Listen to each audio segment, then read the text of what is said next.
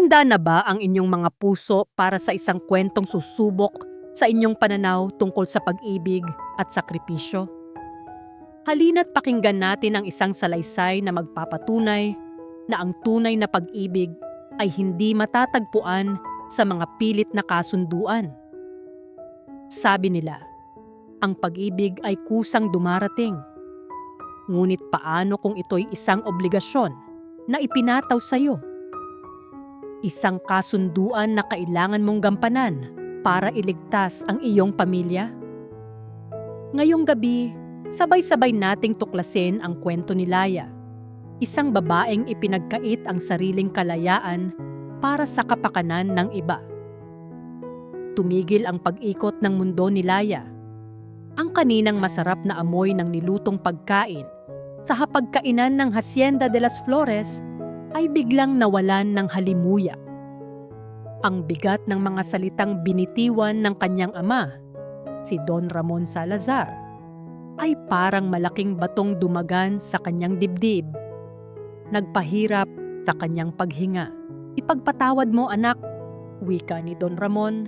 Ang kanyang boses ay pilit na pinapakalma kahit na bakas dito ang tensyon. Ito na lamang ang natatanging paraan para maisalba ang Salazar Realty. Ikakasal ka kay Sinag Montenegro. Sa isang iglap, ang marangyang hapagkainan na napapalibutan ng mga antigong kasangkapan at kumikinang na mga kandelero ay naging isang silid ng paglilitis. Siya ang nasasakdal at ang hatol ay naibigay na. Ano? Ang sigaw na iyon ay hindi nagmula kay Laya, kundi sa kanyang kapatid sa ama, si Selena. Tumayo ito ng padabog. Ang mga mata nito'y nanlilisik na nakatutok kay Laya. "Papa, anong kalokohan ito? Bakit siya?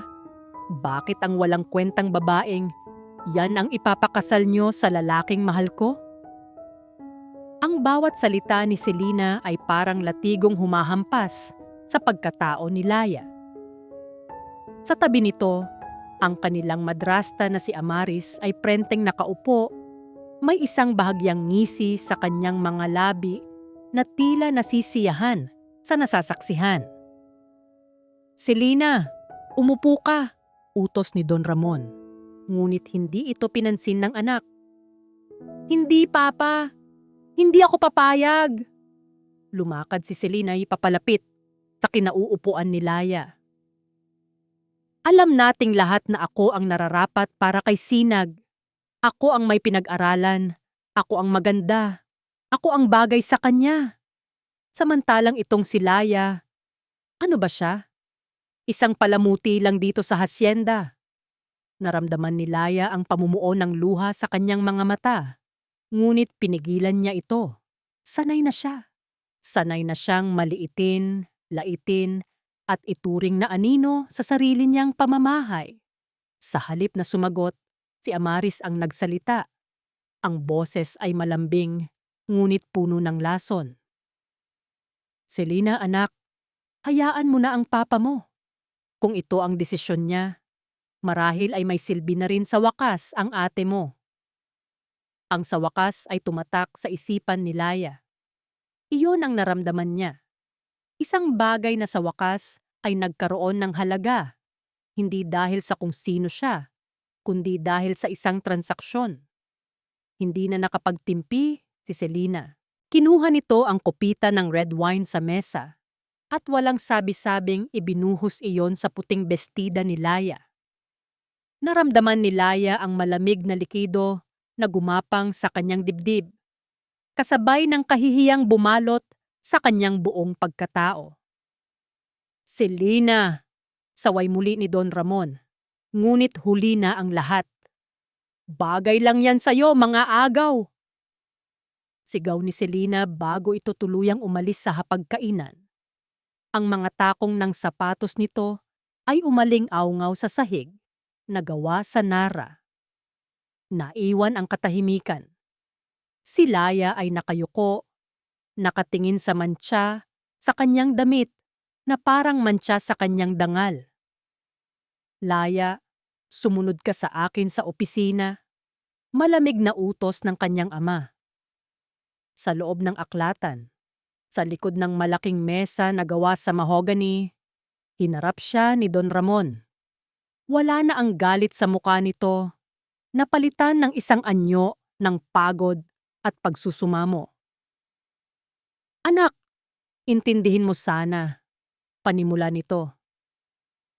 Ang kumpanya, malapit na itong bumagsak. Ang pamilya Montenegro lamang ang makakatulong sa atin. At ang kasal ninyo ni Sinag ang tanging kondisyon nila. Ginagawa ko ito para sa pamilya. Para sa alaala ng iyong ina. Ang pagbanggit sa kanyang ina. Iyon ang palaging sandata ng kanyang ama. Ang alas na alam nitong hindi niya kayang talunin. Papa, paano naman po ako? Halos pabulong na tanong ni Laya. Ang boses ay nanginginig. Paano ang kaligayahan ko? Lumapit si Don Ramon at hinawakan ang kanyang mga balikat. Ang kaligayahan mo ay nasa pagtupad ng iyong tungkulin bilang isang Salazar. Isakripisyo mo muna ito, anak. Kapag nakaahon na tayo, gagawin ko ang lahat para sa'yo. Mga pangakong walang kasiguraduhan. Mga salitang paulit-ulit niyang naririnig. Ngunit sa ilalim ng bigat ng tingin ng kanyang ama, sa anino ng obligasyon sa pamilya, naramdaman ni Laya ang kanyang sariling mga pangarap na unti-unting nadudurog. Tumango na lamang siya, isang pagtango na sumuko, isang pagtango na nagbenta ng kanyang kaluluwa. Pagbalik niya sa sala, naghihintay na roon si Amaris. Ngunit hindi na ito nag-iisa. May kasama itong isang lalaking matangkad, nakasuot ng isang mamahaling itim na suit. Ang tindig nito ay nagpapakita ng kapangyarihan at ang mukha nito, kahit na napakagwapo, ay kasing lamig ng yelo.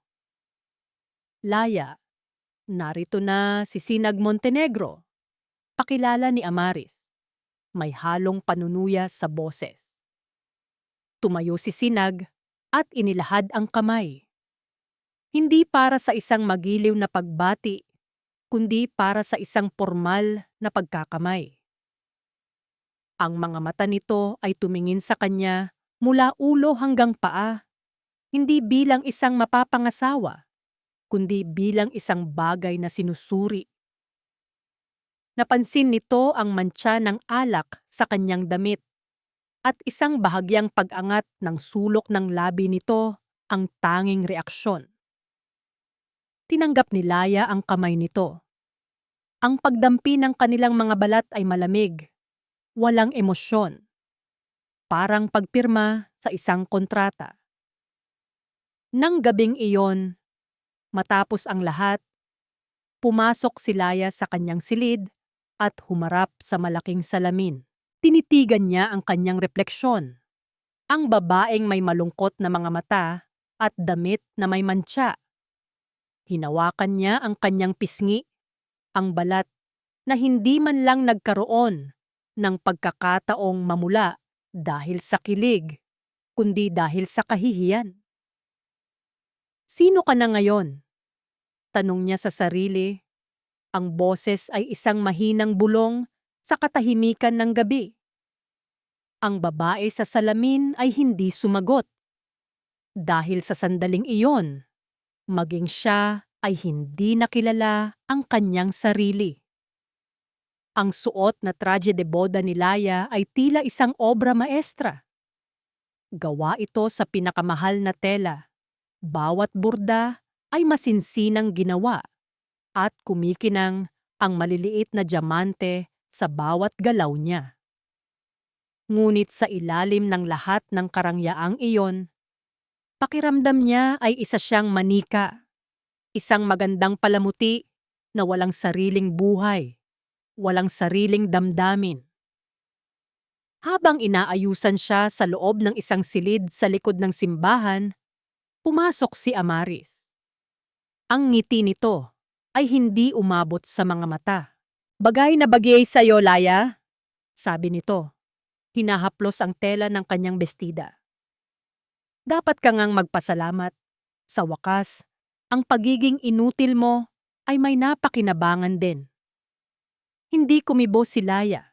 Anong sasabihin niya?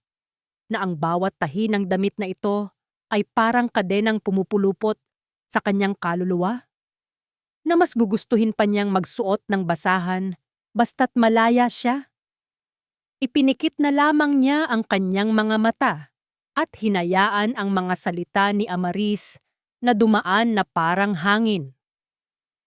Nagsimula na ang seremonya.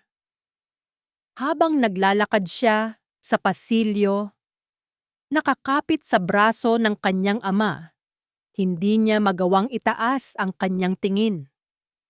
Ang mga mukha ng mga bisita ay mga malabong imahe lamang. Ang tanging malinaw ay ang lalaking naghihintay sa dulo ng kanyang paglalakbay, si Sinag Montenegro, na nakatayo roon, tuwid at walang emosyon, na parang isang estatwa. Nang sila'y magkaharap na sa dambana, ang kanilang mga panunumpa ay mga salitang walang kaluluwa. Binigkas nila ang mga linyang iyon na parang dalawang estranghero na nagbabasa ng isang script na matagal na nilang kinabisa. Tinantanggap kita, Sinag, bilang aking kabiyak, sabi ni Laya. Ang boses ay halos hindi marinig. Tinantanggap kita, Laya, bilang aking kabiyak, sagot ni Sinag.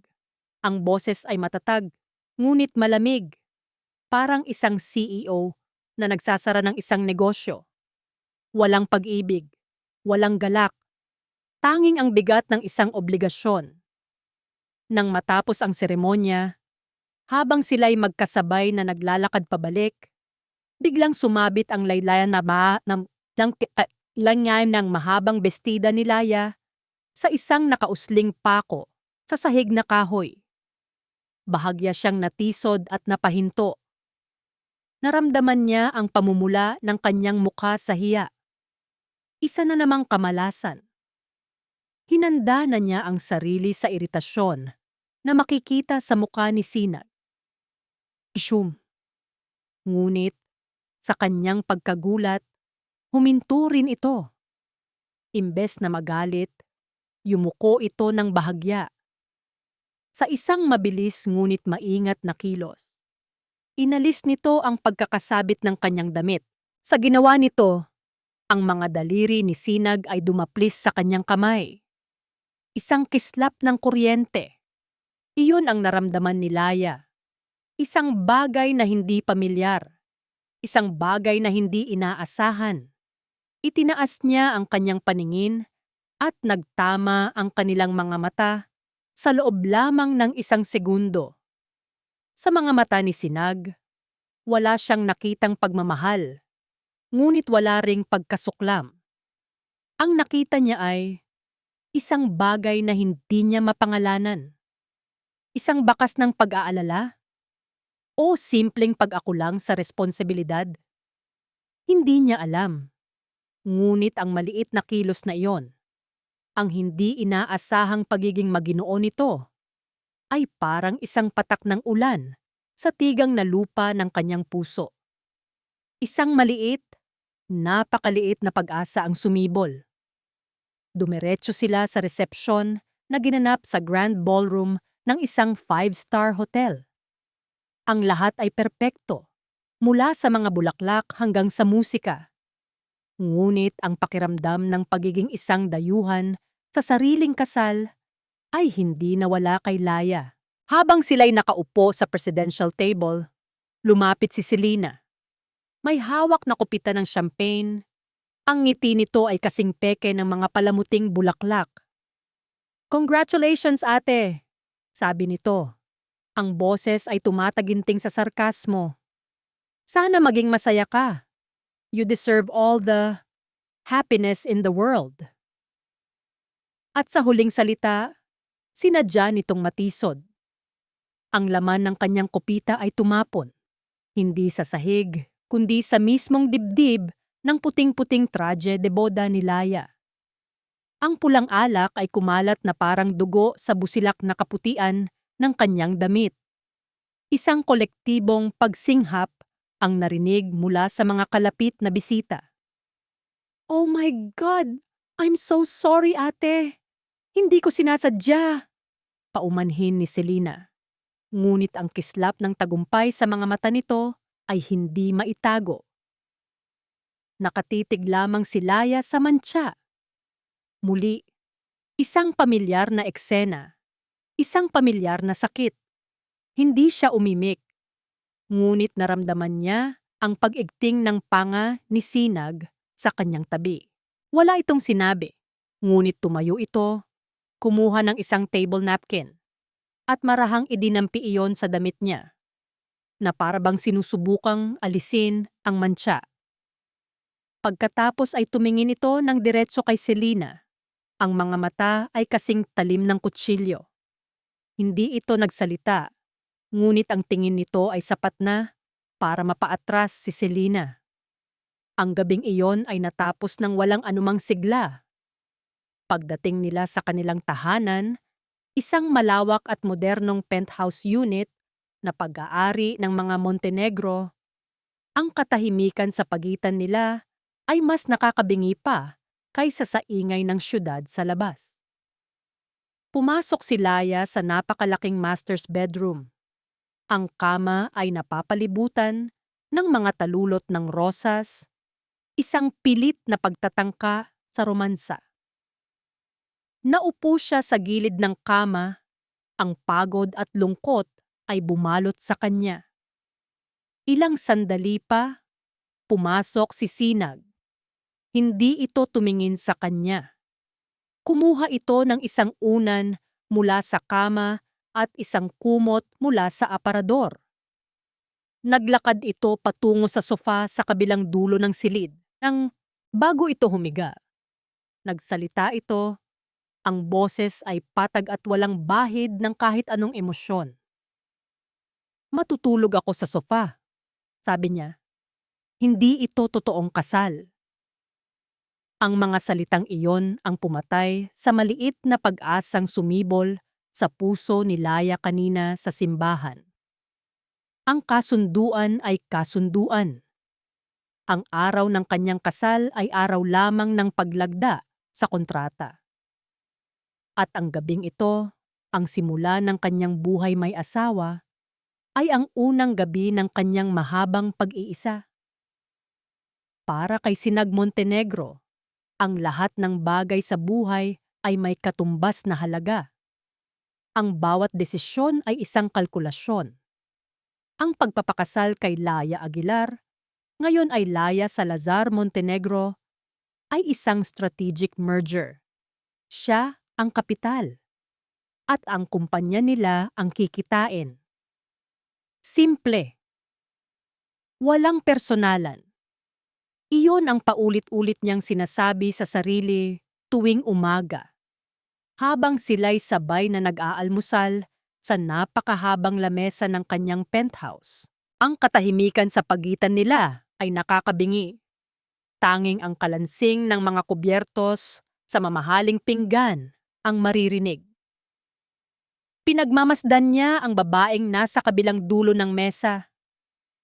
Si Laya ay palaging tahimik. Ang mga galaw nito ay maingat, na parang isang ibon na takot gumawa ng kahit anong ingay. Nakayuko itong kumakain, iniiwasan ang kanyang tingin. Hindi ito ang tipo ng babae na sanay siyang makasalamuha, mga babaeng agresibo, may tiwala sa sarili, at alam kung ano ang gusto.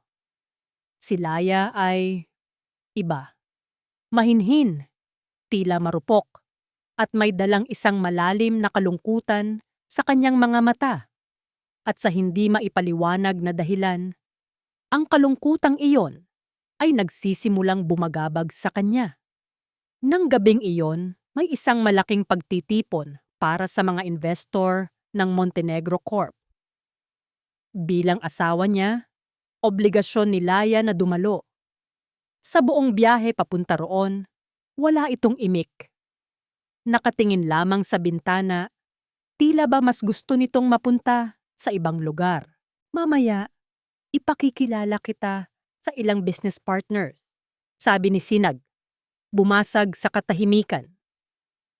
Ngumiti ka lang, hindi mo kailangang magsalita kung ayaw mo. Isang bahagyang tango lamang ang isinagot nito. Hindi man lang lumingon. Sa loob ng event hall, nasa elemento si Sinag. Ang pakikipag-usap sa mga maimpluwensyang tao, ang pagtalakay sa merkado, ito ang mundo niya. Ngunit sa gilid ng kanyang paningin, palagi niyang nakikita si Laya. Nakatayo ito malapit sa isang sulok. Hawak ang isang baso ng juice.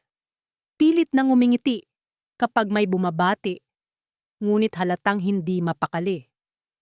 Para itong isang magandang bulaklak na itinanim sa maling hardin. At doon niya nakita si Selena, papalapit kay Laya na parang isang ahas na handang manuklaw. Agad na kumunot ang noo ni Sinag. Isang gulo.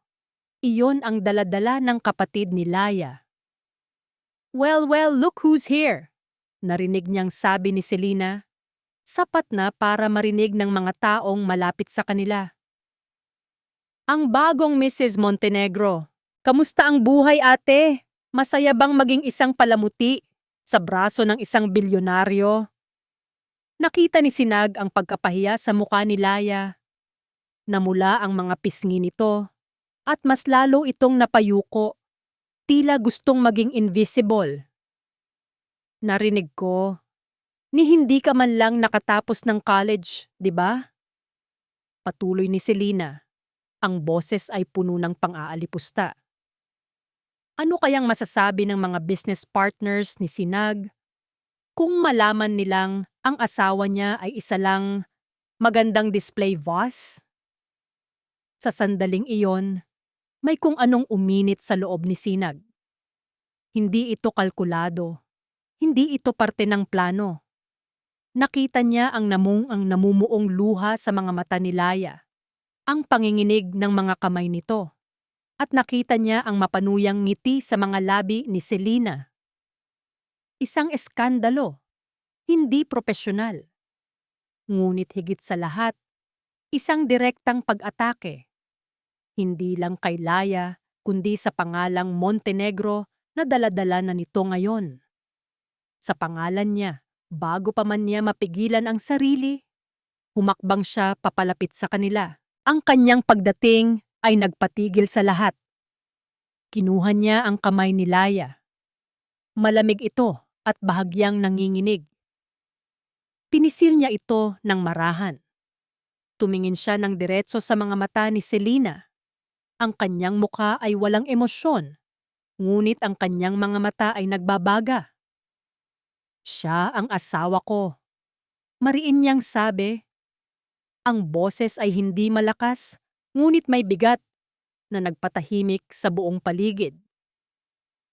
Isang Montenegro. Ang kawalan mo ng respeto sa kanya ay kawalan na rin ng respeto sa akin. Ang pagkagulat sa mukha ni Selena ay hindi mababayaran. Maging ang mga taong nakarinig ay natigilan. Ngunit ang pinakanagulat sa lahat ay si Sinag mismo. Saan nanggaling ang mga salitang iyon? Saan nanggaling ang biglaang bugso ng damdaming iyon na ipagtanggol hindi lamang ang kanyang pangalan, kundi ang babaeng nasa tabi niya? Hindi na niya hinintay ang sagot ni Selena. Hinila niya si Laya papalayo sa umpukan at palabas ng event hall. Sa loob ng sasakyan pauwi, ang katahimikan ay bumalik. Ngunit sa pagkakataong ito, iba na. Hindi na ito malamig at nakakailang. Mayroon ng isang bagay na nagbago. Salamat, narinig niyang bulong ni Laya. Ang tingin ay nasa mga kamay nitong magkakapatong sa kanyang kandungan. Isang tango lang ang isinagot ni Sinag.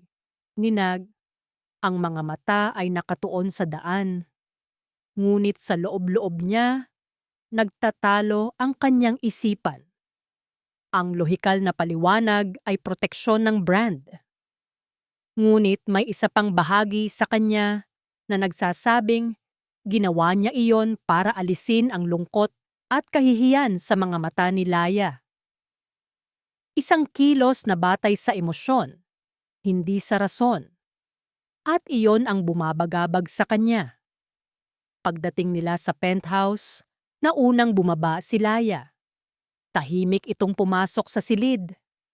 Naiwan si Sinag sa sala.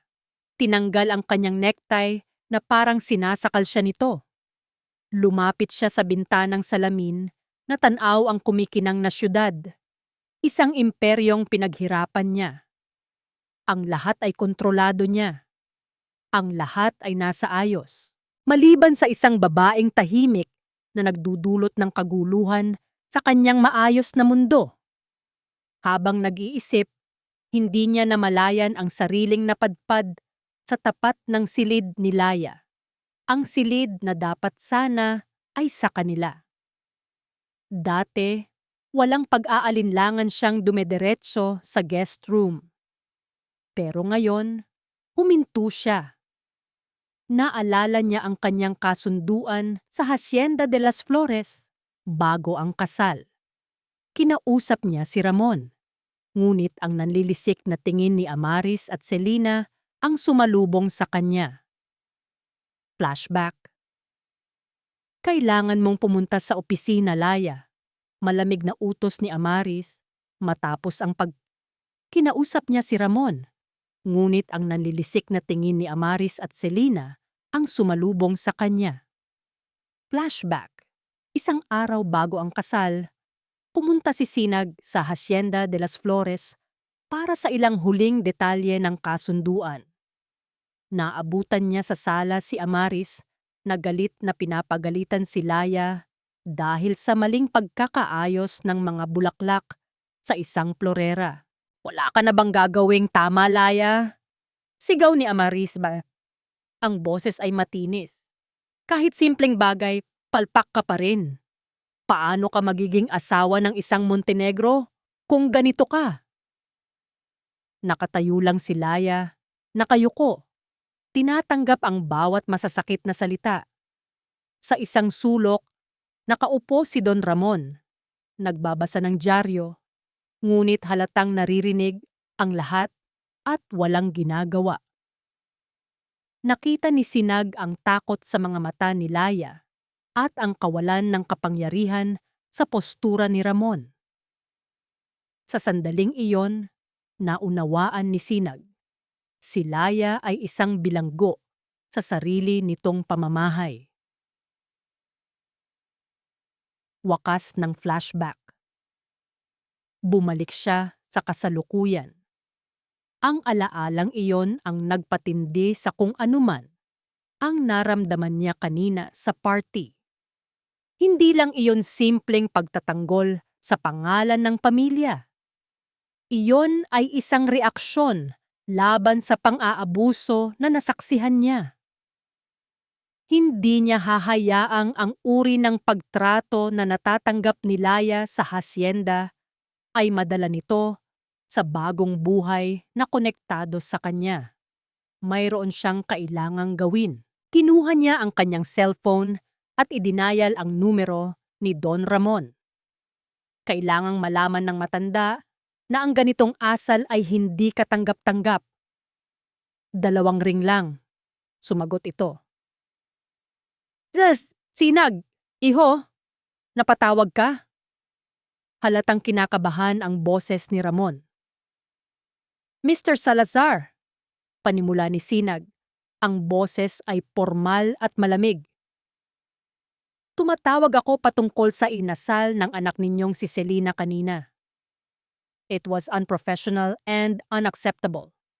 Hindi ko papayagan ang ganoong klaseng pambabastos sa asawa ko sa isang corporate event.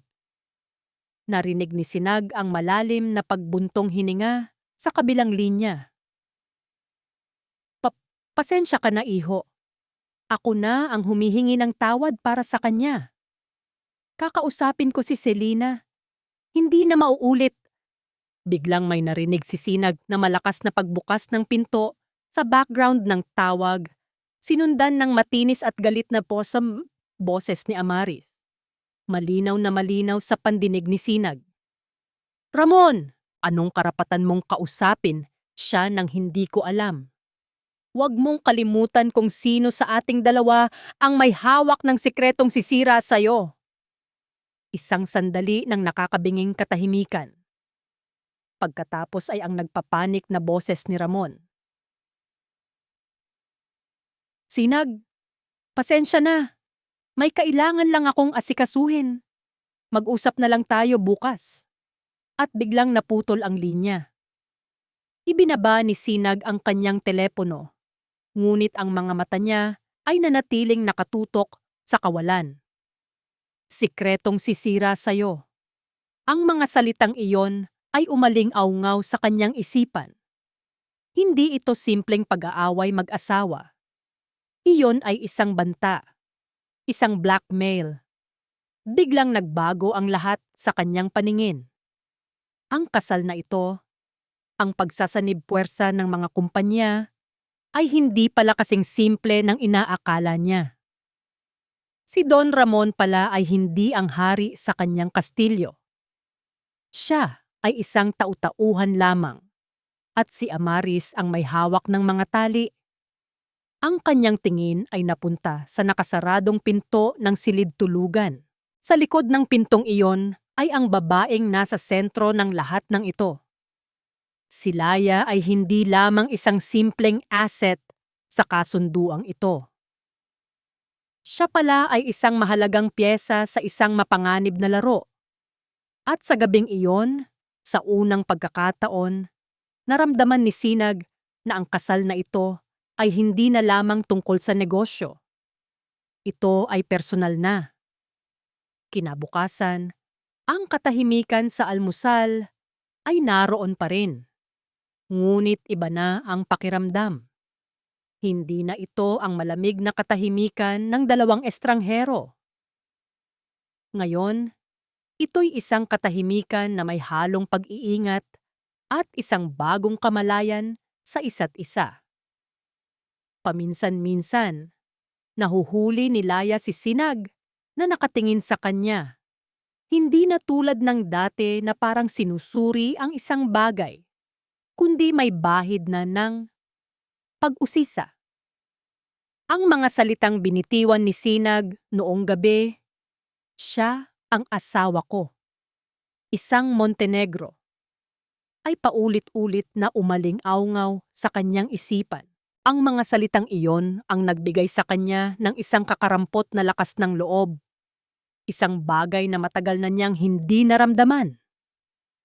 Ang lakas ng loob na iyon, kasama ng palagiang takot na bumabalot sa tuwing naiisip niya ang kapangyarihan ni Amaris sa kanyang ama, ang nagtulak sa kanya na kumilos. Kailangan niyang malaman kung ano ang sikretong iyon. At pakiramdam niya, ang mga sagot ay nasa nakaraan, sa mga alaala ng kanyang ina. Nang gabing iyon, hindi mapakali si Laya. Lumabas siya ng silid at nakita niya si Sinag sa study area. Napapalibutan ng mga dokumento, ang muka ay seryoso sa ilalim ng ilaw ng desk lamp. Mukhang may malaki itong problema. "Hindi ka pa matutulog?" tanong niya. Ang boses ay mahina. Nag-angat ng tingin si Sinag. Bahagyang nagulat. "May tinatapos lang. Isang kontrata para sa isang bagong proyekto. May butas, pero hindi makita ng mga abogado ko." Dahil sa isang biglaang impluso, lumapit si Laya. Pwede ko bang tingnan?" Tumaas ang isang kilay ni Sinag. Nagtataka. Ngunit iniabot pa rin nito ang mga papel. Lumaki si Laya na naririnig ang mga usapang negosyo ng kanyang ama. Kahit hindi siya pinag-aral para mamahala, may mga bagay siyang natutunan. Binasa niya ang mga pahina, ang mga mata niya ay mabilis na tumatakbo sa mga teknikal na salita. Pagkatapos ng ilang minuto, Itinuro niya ang isang maliit na sugnay sa 7 pahina. Dito, sabi niya, sabi sa Clause 4.2, ang Montenegro Corp ang may responsibilidad sa lahat ng unforeseen environmental clearances. Pero dito sa Clause 7.5, sinasabi na ang supplier ang sasagot sa lahat ng permits and licenses. Magkaiba ang legal definition ng clearance at permit. Pwedeng gamitin ng supplier ang butas na to para ipasa sa inyo ang gastos na dapat ay sa kanila. Natigilan si Sinag. Kinuha niya ang dokumento at muling binasa ang mga itinuro ni Laya. Pagkatapos ng isang mahabang sandali, tumingin ito sa kanya. At sa unang pagkakataon, nakita ni Laya ang isang tunay na ngiti mula rito. Isang ngiti ng paghanga. "How did you see that?" Tanong nito. Hindi makapaniwala. Madalas kong naririnig si Papa na nagrereklamo tungkol sa mga ganyang technicalities dati. Mahinang sagot ni Laya. "You're brilliant," sabi ni Sinag. Ang salita ay lumabas ng natural sa kanyang bibig. Naramdaman ni Laya ang pamumula ng kanyang pisngi. Isang simpleng papuri, ngunit para sa kanya, iyon ay isang malaking bagay. Sa sandaling iyon, sa ilalim ng ilaw ng desk lamp, hindi siya si Laya na walang silbi. Nakita siya ni Sinag. Kinabukasan, nagpaalam si Laya na babalik muna siya sa Hacienda de las Flores para kunin ang ilan pa niyang mga gamit. Ito ang kanyang palusot. Ang totoo, may isa siyang lugar na kailangang puntahan. Ang lumang bodega sa likod ng hardin, kung saan nakatago ang mga naiwang gamit ng kanyang ina. Puno ng alikabok at amoy ng lumang kahoy ang bodega. Sa gitna ng mga lumang muebles na nababalutan ng puting tela, natagpuan niya ang hinahanap niya.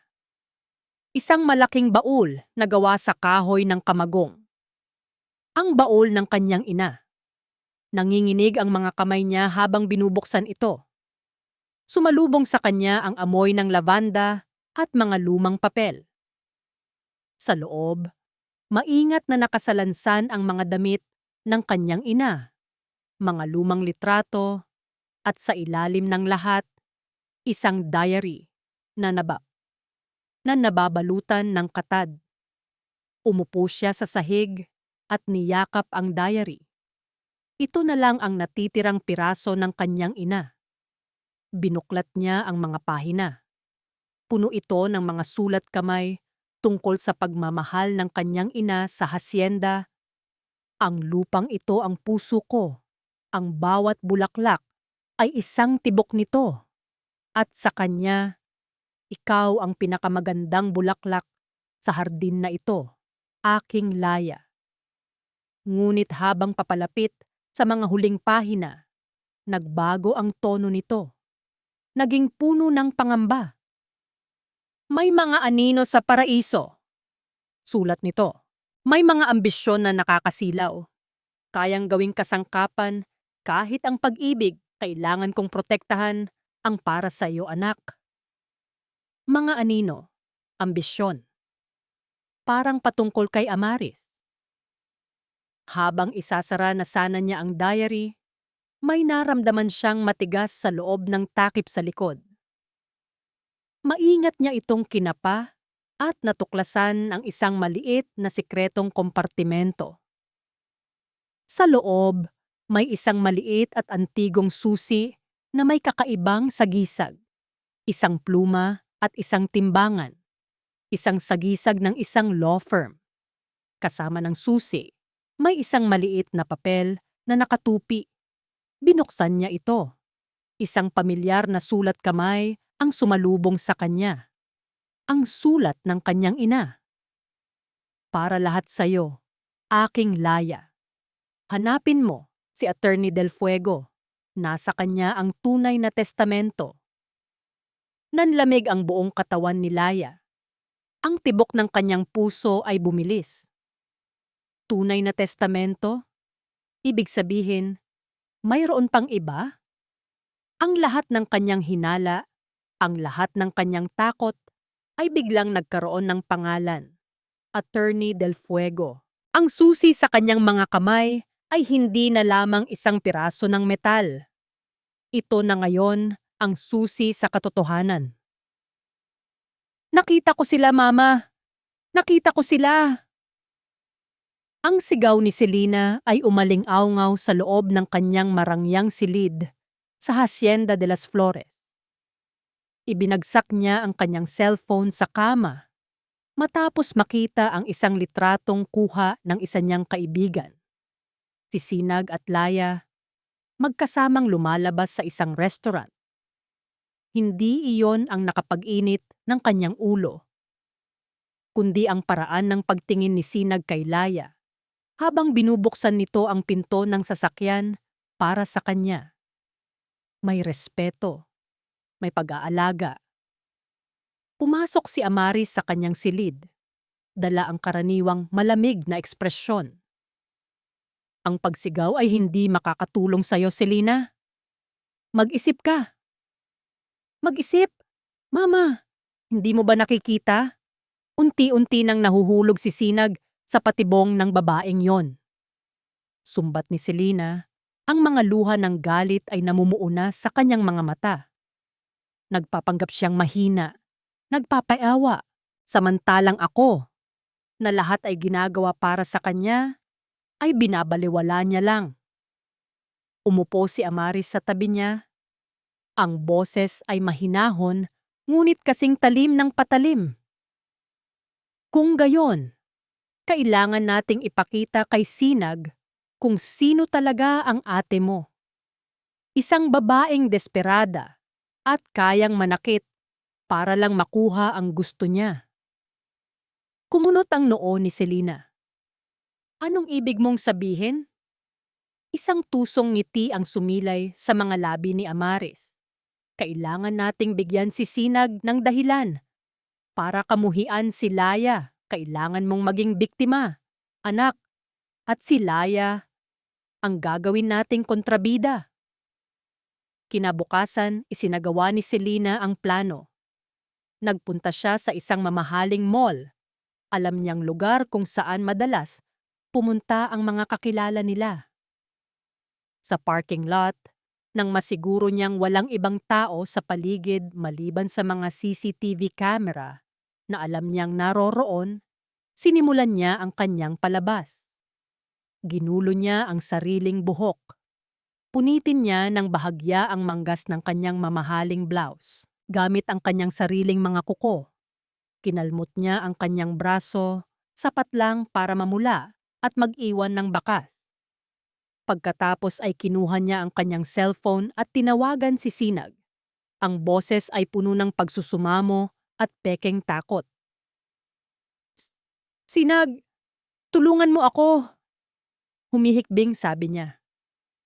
May tumulak sa akin dito sa parking lot. Kinuha ang bag ko. Sabi niya, para to sa pag-agaw mo kay Sinag. Binanggit niya ang pangalan ni Laya. Ilang minuto lang, dumating si Sinag. Ang muka ay puno ng pag-aalala. Nang makita siya nito sa ganoong kalagayan, magulo ang buhok, may punit ang damit, at umiiyak, agad itong lumapit. Anong nangyari? Nasaktan ka ba?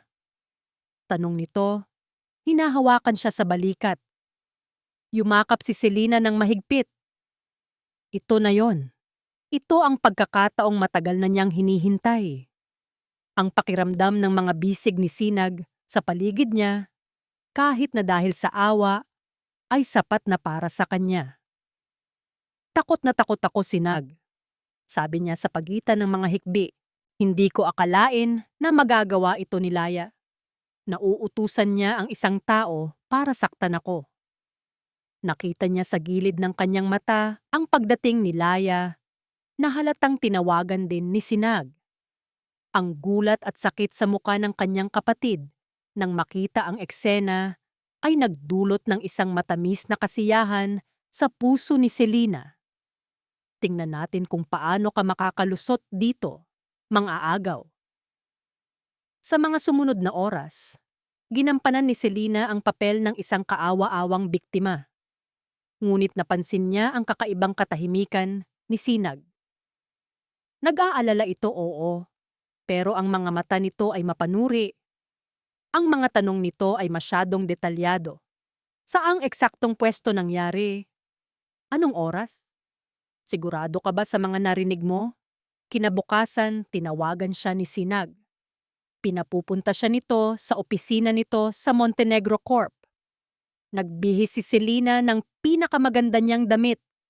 Inaasahan na hihingi ito ng tawad sa ngalan ni Laya o marahil ay sasabihin nitong naniniwala ito sa kanya.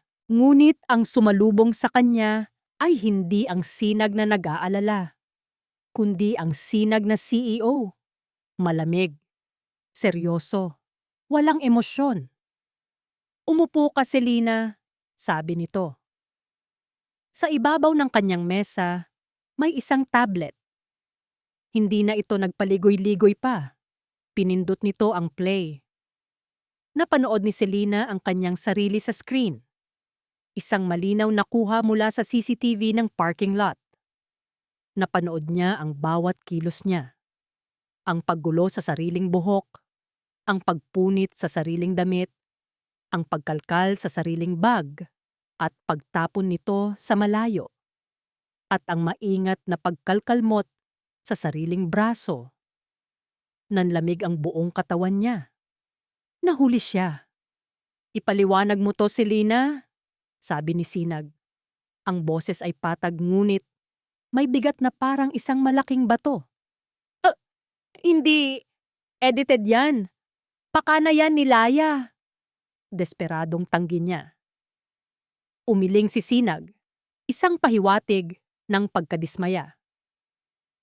Huwag mo nang isama si Laya dito.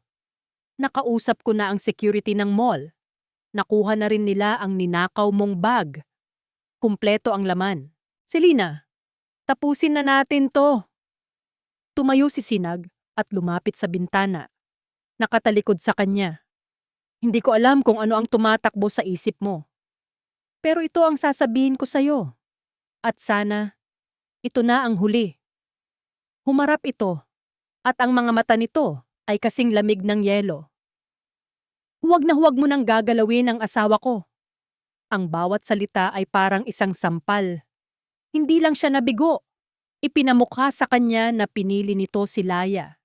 Ipinagtanggol nito si Laya. Ang pagkadismaya ay biglang napalitan ng isang nag-aapoy na galit. Ang lahat ng pagmamahal na naramdaman niya para kay Sinag ay naging purong puot. Tumawa siya. Isang tawang walang saya. Isang tawang puno ng kabaliwan. Ang asawa mo?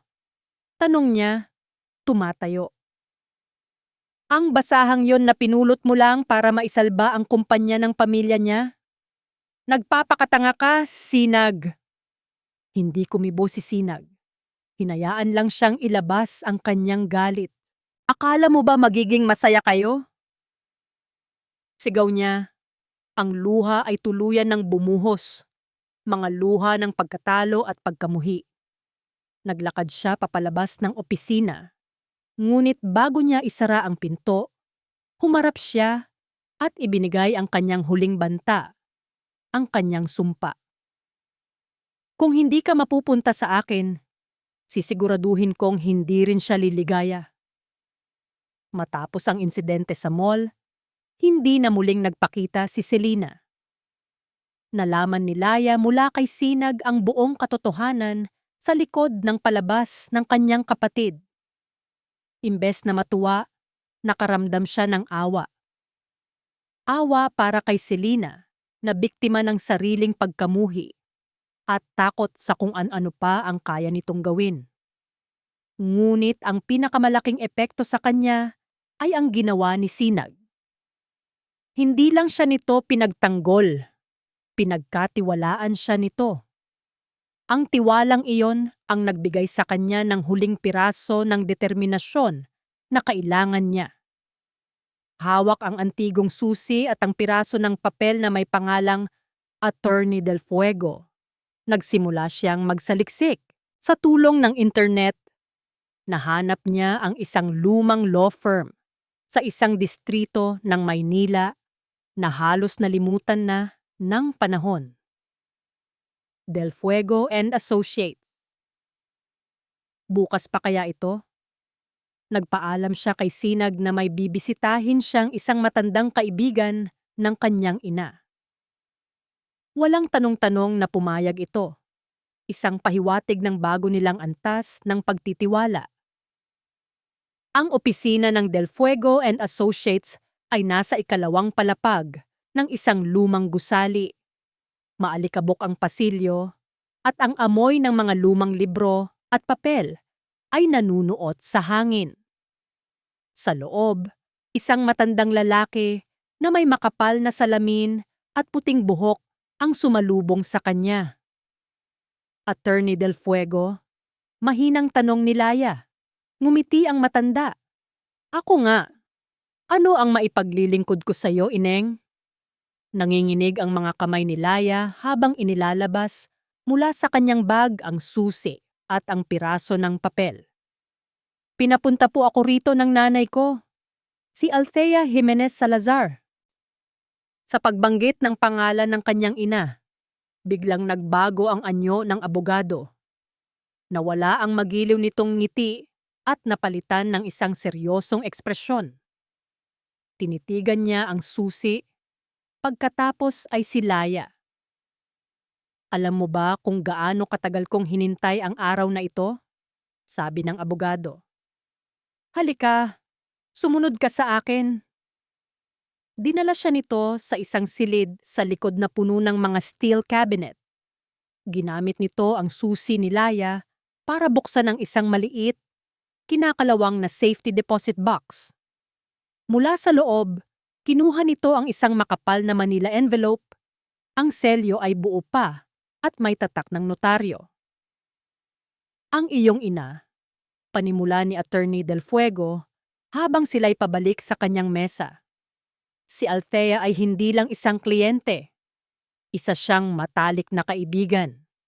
At isa siyang napakatalinong babae. Alam niyang ang kasakiman ay kayang sirain kahit ang pinakamatibay na pamilya. Kaya't bago siya pumanaw, gumawa siya ng isang huling testamento. Binuksan ng abogado ang sobre at inilabas ang isang dokumento. Ang papel ay luma na, ngunit ang mga salita ay malinaw pa rin. Ito ang tunay na last will and testament ng iyong ina. Ang testamentong ipinakita sa iyo ng iyong ama ay peke, ginawa para lang mapakalma ka. Humigpit ang kapit ni Laya sa kanyang upuan. Ang tibok ng kanyang puso ay dumadagundong sa kanyang mga tainga. Ayon sa dokumentong ito, patuloy ng abogado, ang lahat ng ari-arian na minana ni Althea mula sa kanyang mga magulang, ang pamilya Jimenez, ay ipapamana niya sa kanyang kaisa-isang anak, si Laya Jimenez Salazar. Nagbasa ang abogado mula sa dokumento. Ang kanyang boses ay malinaw at matatag. Una, ang buong lupain, istruktura, at lahat ng nilalaman ng Hacienda de las Flores ay mapupunta kay Laya. Pangalawa, ang 60% ng shares ng Salazar Realty na orihinal na pag-aari ng pamilya Jimenez bago ito isinama sa pangalan ng kumpanya ay mapupunta rin kay Laya. Natigil sa paghinga si Laya. Ang hacienda, ang kumpanya, sa kanya? Ngunit may isang kondisyon. Dagdag ni Attorney Del Fuego, itinaas ang kanyang tingin mula sa papel. Ang lahat ng ito ay magiging legal at may bisa lamang sa oras na si Laya ay ikasal. Parang isang malakas na kulog na yumanig sa buong pagkatao ni Laya. Bigla niyang naunawaan ang lahat. Ang pagmamadali ng kanyang ama na ipakasal siya. Ang galit ni Amaris at Selena. Hindi lang ito tungkol sa pagsalba sa kumpanya. Ito ay tungkol sa pagkontrol sa kanyang mana. Ginawa siyang kasangkapan para ma-access ang yaman na dapat ay sa kanya pala mula pa sa simula. Ang pakiramdam na isa lamang siyang siyang palamuti, isang walang silbing anak, ay biglang naglaho.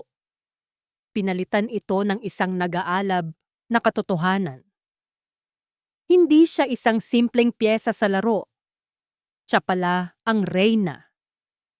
Sa biyahe pa uwi, hawak-hawak niya ang kopya ng testamento. Ang piraso ng papel na iyon ay hindi lang isang legal na dokumento. Iyon ay ang huling habilin ng kanyang ina, ang kanyang sandata, ang kanyang kalayaan. Ang awa at takot na naramdaman niya dati ay napalitan ng determinasyon. Pagdating niya sa Hacienda de las Flores, naabutan niya ang kanyang ama sa opisina nito. Nag-iisa. Hindi na siya kumatok. Pumasok siya ng diretso, ang bawat hakbang ay may bigat at layunin. Walang salitang inilapag niya ang dokumento sa ibabaw ng mesa ni Don Ramon. Nag-angat ng tingin ang kanyang ama, nagtataka. Ngunit nang makita nito ang pamagat ng dokumento at ang selyo ng law firm ni Del Fuego, bigla itong namutla. Ang kulay ay nawala sa kanyang mukha. Tinitigan ni Laya ang kanyang ama, hindi na may takot, kundi may malamig na kalinawan. "Gaano katagal niyo nang itinago sa akin ito, Papa?" Tanong niya. Ang boses ay hindi nanginginig. Ito ay matatag, puno ng sakit ng maraming taon ng panloloko, ngunit matatag. Bago pa man makasagot si Don Ramon, bumukas ang pinto ng opisina. Pumasok si Amaris. May dalang isang tasa ng tsaa. "Ramon, narito na ang tsaa mo." Natigil ito nang makita ang eksena. Ang namumutlang si Ramon, ang dokumento sa mesa, at si Laya na nakatayo roon na parang isang hukom, ang mga mata ay nagliliyab. Narinig ni Amaris ang tanong ni Laya. Ang kanyang ekspresyon ay mabilis na nagbago, mula sa pagkagulat, patungo sa pagkatakot, at sa huli, sa isang anyo ng purong pagbabanta at pagkamuhi.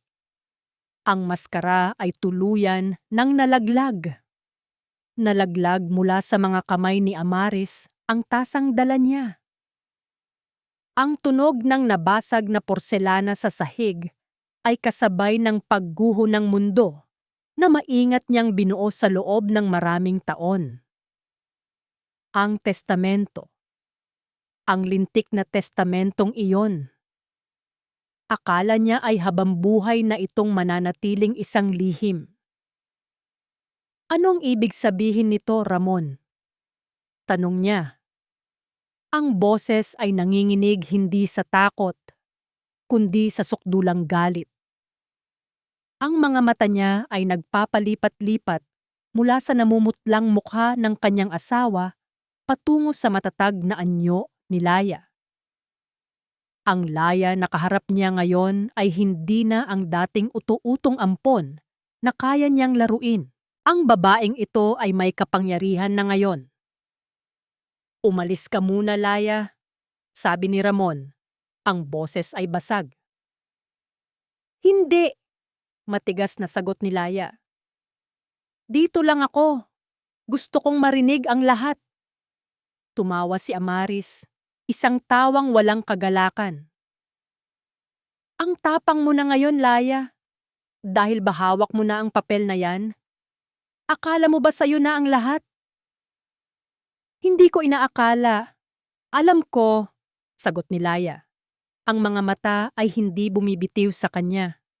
Dahil iyon ang tama. Iyon ang nararapat. Ang gabing iyon ay puno ng sigawan at pagtatalo. Ngunit sa huli, walang nagawa si Amaris. Ang batas ay batas. Dahil kasal na si Laya, ang testamento ay may bisa na. Ang hacienda, ang shares, Lahat ay nasa ilalim na ng pangalan ni Laya. Siya at si Selena ay mga bisita na lamang sa sarili nilang kaharian. Sa mga sumunod na araw, ang Hacienda de las Flores ay naging isang malamig na lugar. Ang bawat pagkikita nila ni Laya ay puno ng tensyon. Ngunit ang mas kinamumuhian ni Amaris ay ang pagbabago kay Sinag. Dati ang lalaki ay propesyonal at may distansya. Ngayon, palagi na itong nasa tabi ni Laya. Ang mga tingin nito sa ampon ay puno na ng pag-aalaga, minsan ay may kislap pa ng paghanga.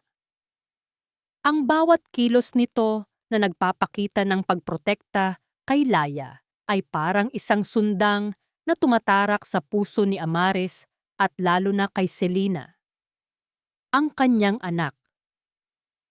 Si Selena ay nagkukulong na lang sa kwarto, umiiyak, tumatangging kumain. Ang pangarap nitong maging Mrs. Montenegro ay naglaho na parang bula. At para sa isang ina, walang masasakit pa kaysa makita ang pagdurusa ng sariling anak. Isang hapon, habang nag-uusap sila sa silid ni Selena, may sinabi ang kanyang anak na nagbigay sa kanya ng isang napakasamang ideya. "Sana mawala na lang siya, Mama," humihikbing sabi ni Selena. "Sana mawala na lang si Laya at ang magiging anak nila." Natigilan si Amaris. "Anak, anong ibig mong sabihin?" "Oo, Mama. Nakita ko siya noong isang araw. Nagsusuka. At palagi siyang pinoprotektahan ni Sinag. Sigurado ako, buntis siya." Buntis. Ang salitang iyon ay parang isang bomba. Isang anak. Isang tagapagmana. Iyon na ang huling tali na magbubuklod kina Sinag at Laya. Iyon na ang huling pako sa kabaong ng mga pangarap ni Selena. Kung mayroon lang sanang paraan para mawala ang bata, bulong ni Selena, ang mga mata ay puno ng desperasyon. Sa isipan ni Amaris, isang madilim na plano ang nabuo. Isang plano na walang atrasan. Kung hindi nila makukuha ang yaman at ang lalaki sa legal na paraan, kukunin nila ito sa paraang marumi. "May paraan, anak," mahinang sabi ni Amaris. Hinahaplos ang buhok ni Selena. "May paraan para mawala hindi lang ang bata, kundi pati na rin ang pagmamahal ni Sinag para sa kanya. Kailangan lang nating maging matalino." Ang plano ay simple, ngunit napakadelikado. Gagamit sila ng isang uri ng halamang gamot na nakukuha mula sa isang matandang manggagamot sa probinsya. Walang lasa, walang amoy, ngunit kapag inihalo sa inumin, nagiging sanhi ito ng matinding pananakit ng tiyan at pagdurugo. Isang pagkalaglag. At pagkatapos, si Selena, sa tulong ng isang pekeng medical certificate, ay magpapanggap na buntis din. Mag-iimbento siya ng kwento na may nangyari sa kanila ni Sinag noon pa, bago ang kasal. Kapag nawala na ang anak ni Laya at si Sinag ay puno ng pighati at pagkalito, doon papasok si Selena bilang ang ina ng kanyang isa pang anak.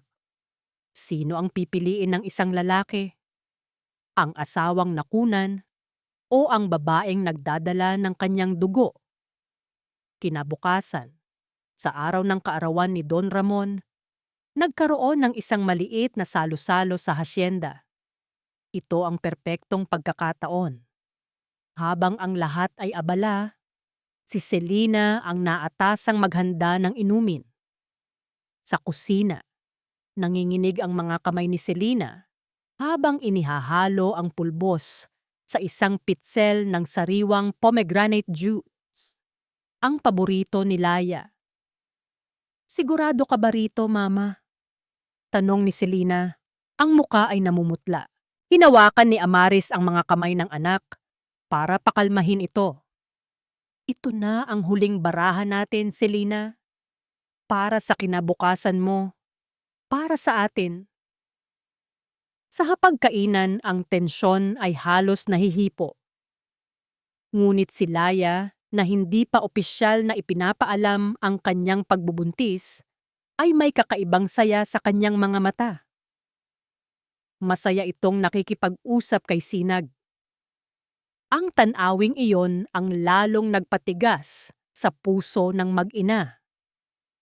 Buong pag-iingat na lumapit si Selena, dala ang isang baso ng pulang juice. Ngumiti siya, isang ngiting hindi abot sa kanyang mga mata. Ate, sabi niya, ang boses ay pilit na pinatatag. Happy birthday, Papa! Isang toast para sa pamilya. Ito, para sa'yo at sa magiging baby. Ang huling mga salita ay halos pabulong, isang direktang patama. Nakita ni Amaris ang pagkagulat sa mukha ni Laya. Ngunit bago pa man ito makatanggi, kinuha nito ang baso. Nakatutok ang mga mata ni Amaris at Selena sa baso, sa kamay ni Laya, habang dahan-dahan itong itinaas patungo sa kanyang mga labi. Ito na ang katapusan ng lahat. Ngunit bago pa man dumampi ang baso sa labi ni Laya, nagsalita si Sinag. Napansin nito ang bahagyang pamumutla ni Laya. Mukhang pagod ka, mahal, sabi nito. Ang salitang mahal ay tumarak sa puso ni Selena. Inabot ni Sinag ang baso mula sa kamay ni Laya. Hayaan mo, ako na ang iinom para sa'yo. At sa isang mabilis na kilos, bago pa man makasigaw si Amaris o Selena, bago pa man may makapigil sa kanya, ininom ni Sinag ang buong laman ng baso. Isang lagok.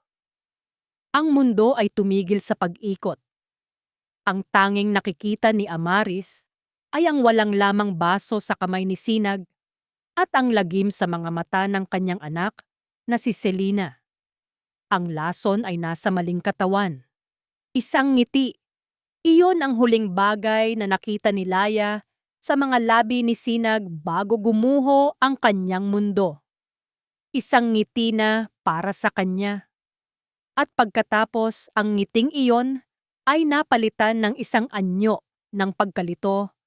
Ang mga mata nito'y nanlalaki. Hinawakan nito ang kanyang lalamunan na parang hindi makahinga. Sinag?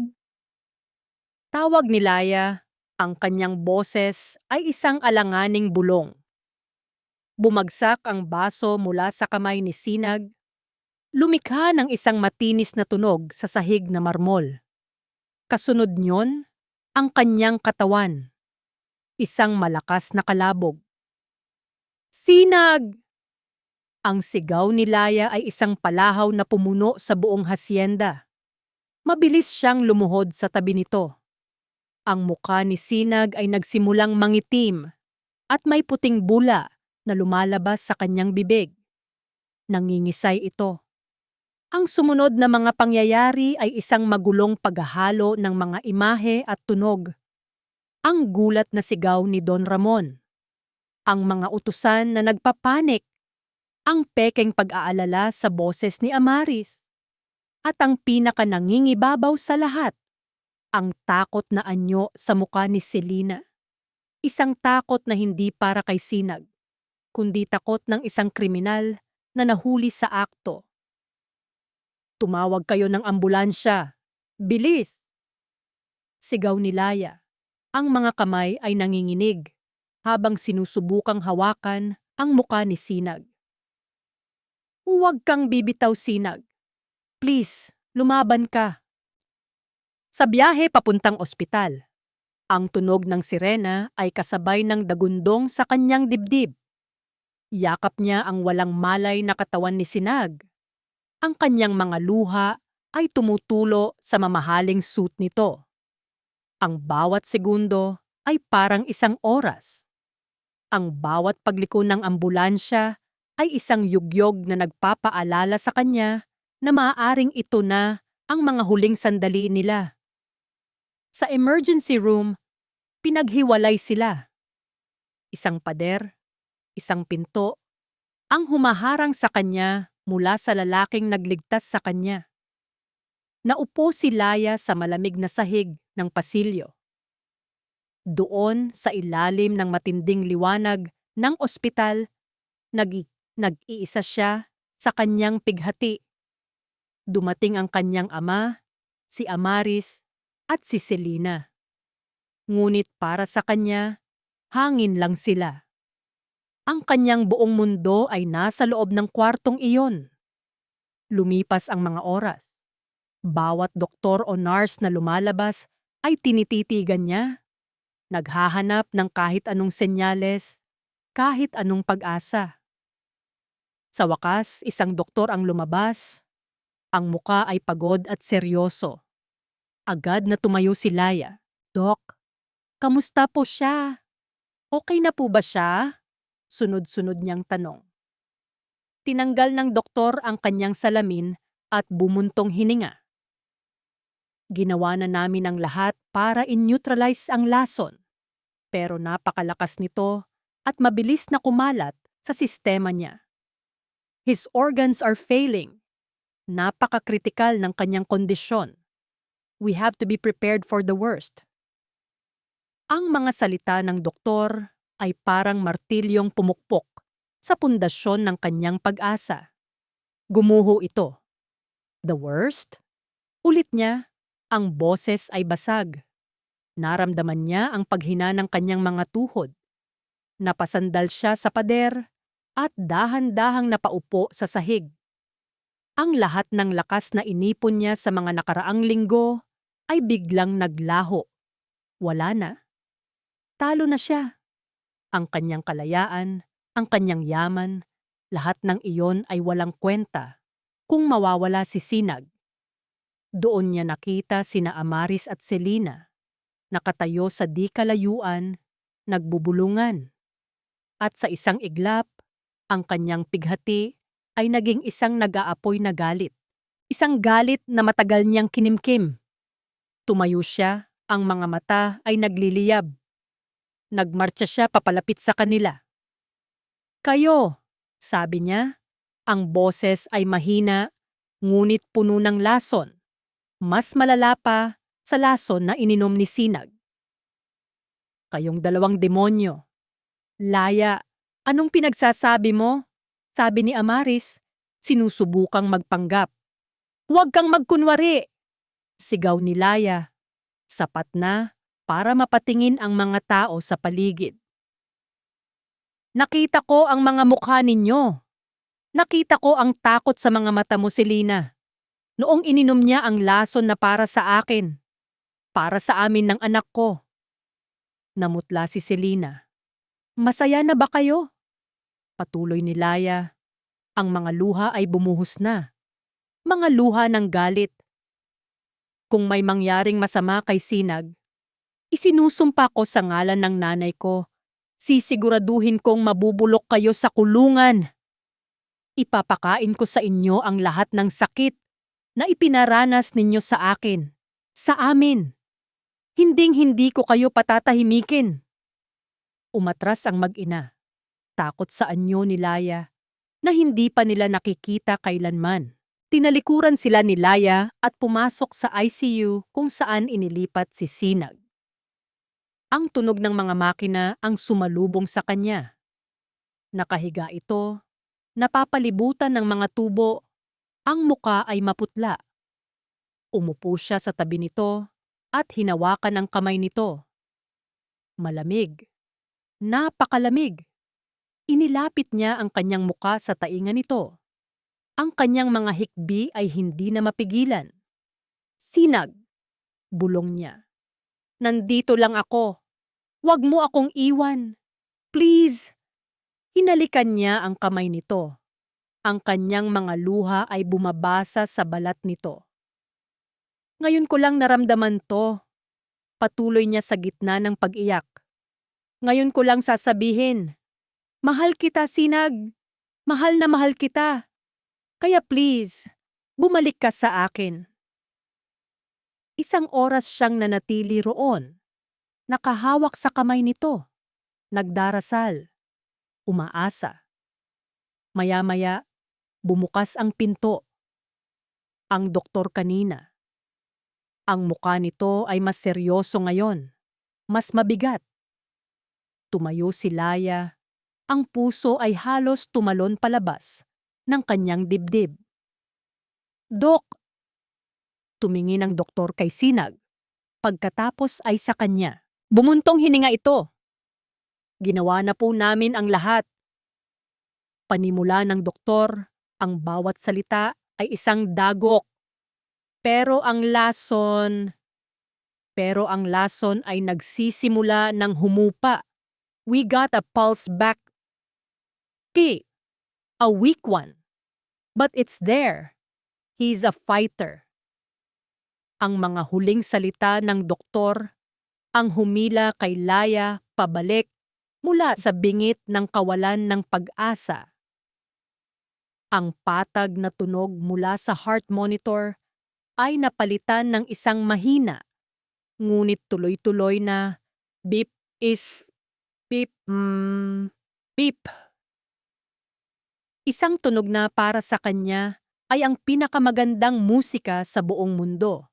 Isang milagro, isang pangalawang pagkakataon. Sa mga sumunod na araw, hindi umalis si Laya sa tabi ni Sinag. Ang hospital room ang naging mundo niya. Doon siya kumakain. Doon siya natutulog sa isang hindi komportableng upuan. Ang kamay ay palaging nakahawak sa kamay nito. Kinakausap niya ito kahit tulog.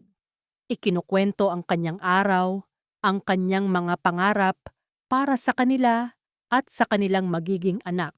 Isang hapon, habang nagbabasa siya ng isang libro, naramdaman niya ang isang bahagyang pagpisil sa kanyang kamay. Agad siyang napatayo. Sinag. Dahan-dahan, napakabagal. Iminulat ni Sinag ang kanyang mga mata. Malabo pa ang mga ito. Puno ng pagkalito. Tumingin ito sa paligid, sa mga puting pader, sa mga aparato, at sa wakas, sa kanya. Laya. Ang pangalan niya. Iyon ang unang salitang lumabas sa bibig nito. Ang boses nito ay mahina at paos. Ngunit para kay Laya, iyon ang pinakamatamis na tunog. Ang mga luhang pinigilan niya sa loob ng maraming araw ay bumuhos na. Ngunit ngayon, ang mga ito ay luha ng kagalakan. "Nandito ako," sabi niya. Hinahaplos ang pisngi nito. "Nandito lang ako, mahal. Hindi kita iniwan." Ang paggising ni Sinag ang nagpabago sa lahat. Ang balita ng kanyang milagrosong paggaling ay mabilis na kumalat. Ang unang bumisita ay si Don Ramon. Nakita ni Laya ang kanyang ama na nakatayo sa may pinto. Nag-aalinlangan. Ang dating matikas na Don ay tila tumanda ng 10 taon. Puno ng pagsisisi ang kanyang mga mata. "Pasok po kayo, Papa," sabi ni Laya. Lumapit si Ramon sa kama. Yumuko ito. At sa pagkagulat ng lahat, lumuhod ito sa sahig. "Patawarin niyo ako," sabi ni Ramon sa pagitan ng mga hikbi. Nakatingin kay Sinag at Laya. "Patawarin niyo ako sa lahat ng kasalanan ko. Sa kahinaan ko. Hinayaan kong sirain ni Amaris ang pamilyang ito. Ang buhay mo, anak." Tumingin si Laya kay Sinag. Si Sinag, kahit mahina pa, ay tumango. Nauunawaan niya. Ang kanyang ama ay biktima rin. Ang karanasan sa bingit ng kamatayan ay nag-iwan ng marka kay Sinag. Nawala na ang dating malamig at kalkuladong CEO. Ang natira ay isang lalaking nakakita sa tunay na halaga ng buhay, ng pamilya, at ng pag-ibig. Isang gabi, habang sila lang ang dalawa sa silid, kinausap niya si Laya. "Narinig kita," sabi ni Sinag. Ang boses ay mas malakas na ngayon. Ang alin? Tanong ni Laya. Noong gabing iyon, noong akala ko ay katapusan ko na. Narinig ko ang bawat salita mo. Hinawakan nito ang kanyang kamay. Sinabi mong mahal mo ako. Namula si Laya. Sinag, ako. Huwag kang mag-alala. Pinutol siya ni Sinag. Dahil ganoon din ang nararamdaman ko. Laya, noong ininom ko ang lason na yon, hindi dahil sa negosyo o sa pangalan.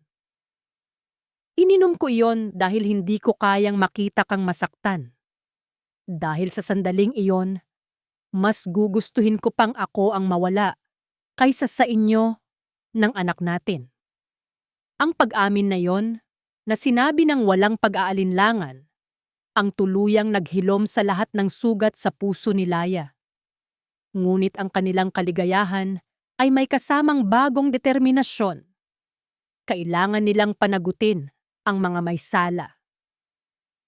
Habang nagpapagaling si Sinag, si Laya naman ang kumikilos.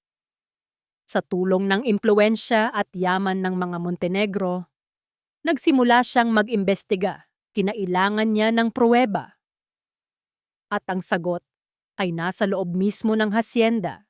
May isang kasambahay, si Manang Elsa, na matagal nang naninilbihan sa pamilya mula pa noong panahon ng kanyang ina. Takot ito kay Amaris, ngunit ang pagmamahal nito kay Laya at sa yumaong si Althea ay mas matimbang. Kinausap ni Laya si Manang Elsa. Sa simula, takot itong magsalita. Manang, para po sa nanay ko, pakiusap ni Leia. Para sa hustisya. Nakita niyo po ba? Sa huli, umiiyak na umamin si Manang Elsa. Nakita niya si Selina na may inilalagay sa pitsel ng Jews. Hindi niya alam kung ano iyon. Ngunit ang itsura ni Selina ay kahina-hinala. Pumayag itong tumestigo. Nag-iwan din ito ng isang mahalagang impormasyon. May natira pang kaunti sa pulbos na ginamit. Itinago ni Selina sa isang maliit na bote sa ilalim ng kanyang kama. Isang linggo ang lumipas. Sapat na ang lakas ni Sinag para makalabas ng ospital. Ang pag-uwi nila ay hindi sa kanilang penthouse, kundi sa Hacienda de las Flores. Ito ang lugar kung saan nagsimula ang lahat. At dito rin nila ito tatapusin. Pagdating nila, ipinatawag ni Sinag ang lahat, si Don Ramon, si Amaris, at si Selina, sa sala. Ang sala kung saan unang inanunsyo ang kanilang kasal. Naupo si Sinag sa isang silyang pangulo. Si Laya ay nakatayo sa kanyang tabi. Ang kamay ay nakapatong sa kanyang balikat. Ang hari ay nagbalik sa kanyang kaharian at sa tabi niya ang kanyang reyna. Si Amaris at Selina ay halatang kinakabahan. Nagpatawag ako ng isang family meeting. Panimula ni Sinag, ang boses ay kalmado ngunit may bigat na nagpapakilabot dahil mayroon tayong mga bagay na kailangang ayusin. Ang katahimikan sa loob ng silid ay nakakabingi. Ang huling paghuhukom ay magsisimula na. Umpisahan natin sa pinakasimple, sabi ni Sinag. Ang kanyang boses ay umaalingaw-ngaw sa katahimikan ng sala. Kinuha niya ang isang dokumento mula sa folder na hawak ni Laya. Ang Hacienda de las Flores at ang 60% ng Salazar Realty ay pag-aari na ngayon ng asawa ko, si Laya, ayon sa huling habilin ng kanyang ina. Bumaling siya kay Amaris. Kaya't mula sa araw na ito, Amaris, hindi ka na ang ginang ng pamamahay na ito. Isa ka na lamang bisita. At ang pagbisita mo ay malapit nang matapos. Wala kang karapatan, sigaw ni Amaris. Tumatayo. Asawa ako ni Ramon. Isang asawa na tinakot at ginamit ang isang sikreto para kontrolin siya? Ganti ni Sinag. Ang tanong na iyon ang nagpatahimik kay Amaris. Namutla ito. Paano nalaman ni Sinag? Ngunit hindi iyan ang pinakamabigat na issue ngayon. Patuloy ni Sinag. Ang kanyang tingin ay lumipat kay Selena na nanginginig na sa kanyang upuan. Ang pag-uusapan natin ay attempted murder. Wala kaming ginagawa. Mabilis na tanggi ni Selena. Ang boses ay matinis sa takot. Ngumiti si Laya. Isang ngiting walang bahid ng saya. Talaga, Selena? Kung gayon, baka kilala mo ang taong ito. Mula sa likod ng isang pinto, lumabas si Manang Elsa, ang matandang kasambahay. Yumuko ito ng bahagya bago tumingin ng diretso kay Selena. Manang Elsa? Bulong ni Selena, ang kulay ay tuluyan nang nawala sa kanyang muka. Nakita ko po kayo, Ma'am Selena, sabi ni Manang Elsa. Ang boses ay nanginginig, ngunit buo. Nakita ko po kayong naglalagay ng pulbos sa pitzel ng juice. Ang pitzel na para kay Ma'am Laya. Sinungaling, binayaran ka niya. Sigaw ni Selena, itinuturo si Laya. Hindi pa tayo tapos, sabi ni Sinag. Ipinakita niya ang isang maliit na plastic bag na may lamang pong kaunting pulbos. Ito ang nakuha namin mula sa ilalim ng kama mo, Selena. At ayon sa resulta ng laboratorio, ito ay tugma sa lason na nakita sa aking dugo. Isang lason na galing sa isang halaman na sadyang pampalaglag. Sa puntong iyon, si Selena ay parang isang hayop na nasukol. Hindi! Hindi totoo yan! Mama! Baling niya sa kanyang ina. Naghahanap ng tulong. Ngunit maging si Amaris ay wala nang masabi. Ang lahat ng ebidensya ay nakalatag na. Doon na bumigay si Don Ramon. Ang matagal niyang kinimkim na katotohanan ay sumabog na parang isang bulkan. Tama na! Sigaw niya tumatayo. Ang mga mata ay puno ng luha ng pagsisisi. Tumingin siya kay Laya. Patawarin mo ako, anak. Totoo ang lahat. Si Amaris, ginamit niya ang isang pagkakamali ko noon sa negosyo. Isang maling desisyon na halos ikabagsak ng kumpanya para kontrolin ako. Tinakot niya ako na isisiwalat niya ang lahat kung hindi ko susundin ang gusto niya. Kung hindi kita ipapakasal. Kung hindi ko hahayaang apihin kanya. Tumingin siya sa kanyang asawa. Minahal kita, Amaris. Ngunit ang pagmamahal mo ay hindi pagmamahal. Ito ay lason. Sinira mo ang lahat. Ang pag-amin ni Don Ramon ang huling dagok. Ang lahat ng kasinungalingan ay nabunyag na. Hindi, bulong ni Selena. Ang kanyang pag-iisip ay tila bumigay na. Hindi pwedeng mangyari to. Akin si Sinag. Akin lang siya. Tumingin siya kay Laya. Ang kanyang mga mata ay nanlilisik. Puno ng kabaliwan.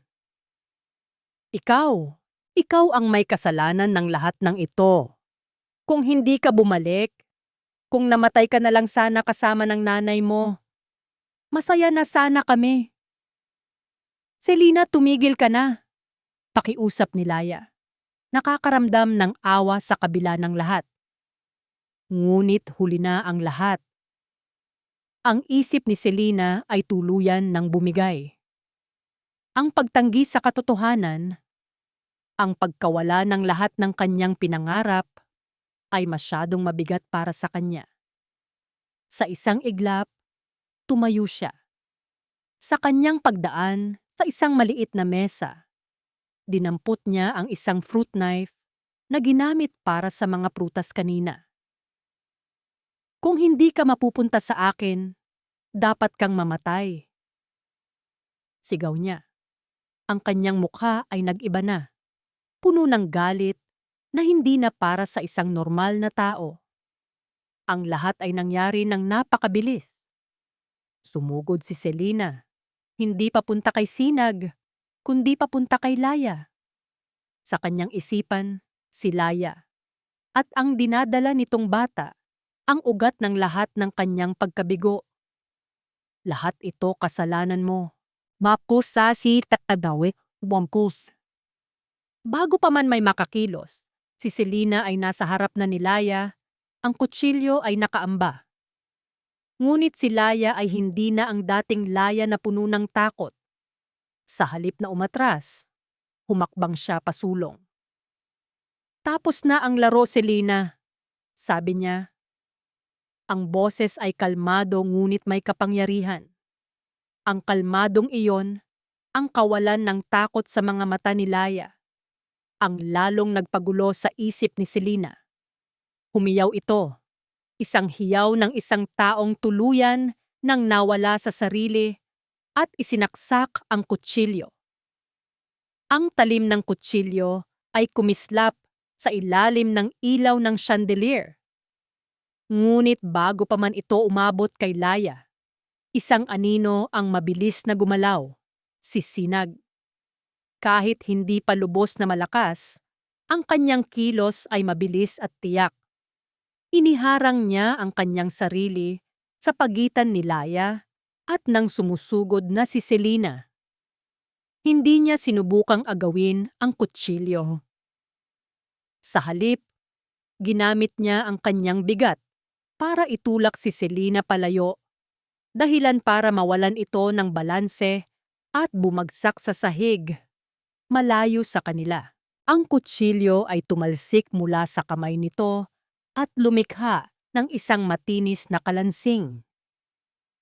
Niyakap ni Sinag si Laya mula sa likod, ang kanyang mga bisig ay mahigpit na nakaprotekta sa kanya at sa kanilang anak.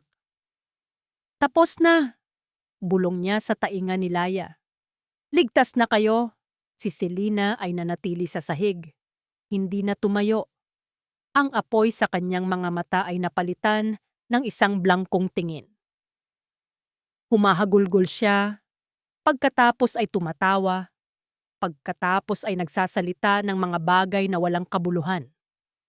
Ang kanyang isipan ay tuluyan ng sumuko. Habang ang mga gwardya ay pumapasok para kunin si Selena, si Amaris naman ay nakatayo lamang sa isang sulok, parang isang estatwang nabuwal. Ang lahat ng kanyang kasamaan, lahat ng kanyang mga plano, ay nagtapos sa pagkasira ng sarili niyang anak.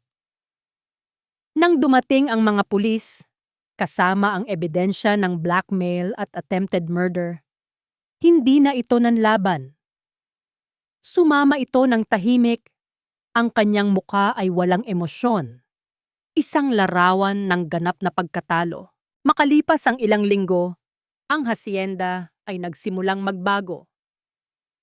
Sa pamumuno ni Laya, ang dating mabigat at malungkot na aura ng bahay ay napalitan ng liwanag at pag-asa. Ang mga bintana ay laging bukas. Hinahayaang pumasok ang sariwang hangin. Ang hardin, na dating simbolo ng mga lihim, ay muling namulaklak. Isang hapon, bago sila tuluyang lumipat ni Sinag sa hasyenda, kinausap sila ni Don Ramon. Aalis na ako, mga anak, sabi nito. Ang kanyang mga gamit ay nakalagay na sa isang maliit na maleta. Hindi ako nararapat dito. Pananagutan ko ang lahat ng aking pagkukulang. Haharapin ko ang anumang kaso na isasampa ng mga Montenegro at ng batas. Tumingin ito kay Laya. Ang mga mata ay puno ng pagsisisi na hindi na kayang burahin ng panahon. Ang tanging hihilingin ko lang, anak, sana balang araw, mapatawad mo ako. Hindi sumagot si Laya. Ngunit sa kanyang katahimikan, may pag-unawa. Tumango na lamang siya. Habang pinapanood niyang maglakad papalayo ang kanyang ama, naramdaman niya ang pagsasara ng isang mahabang kabanata ng kanyang buhay. 6 na buwan ang lumipas. Ang katahimikan sa isang puting silid sa ospital ay binasag ng isang malakas na iyak ng isang sanggol. Hawak ni Laya sa kanyang mga bisig ang isang maliit na anghel, ang kanilang anak na lalaki. Si Sinag ay nasa tabi niya, ang isang kamay ay nakahawak sa kamay ni Laya, at ang isa ay marahang hinahaplos ang malambot na pisngi ng kanilang anak. "Kamukha mo siya," bulong ni Laya, nakangiti sa kabila ng pagod. "Hindi," sagot ni Sinag. Ang mga mata ay nagniningning sa luha ng kaligayahan. Ang mga mata niya sa'yo, puno ng liwanag at pag-asa. Pinangalanan nila siyang Aki, mula sa salitang araw sa Hapon, dahil siya ang kanilang bagong araw. Isang hapon, ilang buwan matapos nilang iuwi si Aki sa hasyenda, magkasama silang nakatayo ni Sinag sa balkonahe. Tanaw ang luntiang hardin at ang papalubog na araw. Ang hangin ay sariwa at ang tanging maririnig ay ang huni ng mga ibon at ang mahinang paghinga ng natutulog na sanggol sa mga bisig ni Laya. Ang Hacienda de las Flores ay hindi na isang lugar ng mga anino. Ito na ay isang tahanan, ang kanilang tahanan. Inakbayan ni Sinag si Laya at marahan itong hinalikan sa noo. "Naaalala mo ba noong sinabi kong hindi ito totoong kasal?" Tanong ni Sinag. Ang boses ay malambing. Ngumiti si Laya. "Araw-araw kong naaalala. Binabawi ko na ang lahat ng iyon," sabi ni Sinag. "Bawat araw kasama mo ang pinakatotoong bagay sa buhay ko." Humarap si Laya sa kanya. Ang mga mata ay nagpapakita ng isang pagmamahal na malalim at subok na ng panahon. "Natagpuan ko ang Sinag sa gitna ng aking kadiliman," sabi ni Sinag. Hinahaplos ang kanyang muka. Sumandal si Laya sa kanyang dibdib. Dinadama ang tibok ng puso nito na minsang halos tumigil sa pagtibok para sa kanya. "At ako," bulong niya, "natagpuan ko ang aking kalayaan dito sa mga bisig mo." Magkayakap sila habang ang araw ay tuluyang lumubog. Nagbibigay daan sa isang gabing puno ng mga bituin. Isang pangako ng isang magandang bukas. At dito po nagtatapos ang kwento ni Laya at Sinag. Isang kwentong nagpapatunay na ang tunay na pag-ibig ay hindi sa pilitan, kundi kusang umuusbong mula sa pag-unawa, sakripisyo, at pagtitiwala. Ang aral na iniiwan sa atin ng kwentong ito ay ang kapangyarihan ng pagpapatawad, hindi lang para sa iba, kundi para na rin sa ating mga sarili. Ito ay tungkol sa paghahanap ng lakas sa gitna ng kahinaan at pagtuklas na ang pinakamalaking yaman ay hindi mga ari-arian, kundi isang pusong marunong magmahal at isang pamilyang binuo sa katotohanan. Maraming pong salamat sa inyong walang sawang pagsubaybay sa aming kwento. Sana po ay nabigyan namin kayo ng inspirasyon at aliw. Ano pong masasabi ninyo sa kwento Nina, Laya at Sinag? At anong uri naman ng kwento ang gusto ninyong mapakinggan sa susunod? I-comment lamang po sa ibaba o sa "Ang inyong mga saloobin ay napakahalaga po sa amin." Hindi dito nagtatapos ang ating paglalakbay. Marami pa pong kwentong kasing ganda at mas puno ng aral dito sa aming channel. Kung nagustuhan nyo ang kwentong ito, i-like, i-share sa pamilya at mga kaibigan at mag-subscribe na rin para lagi kayong updated sa mga susunod pa naming kwento. I-click nyo ang notification bell para kayo ang unang makarinig kapag may bago kaming upload. Pagpalain po kayo ng Panginoon. kayo, at ang inyong buong pamilya. Hanggang sa muli,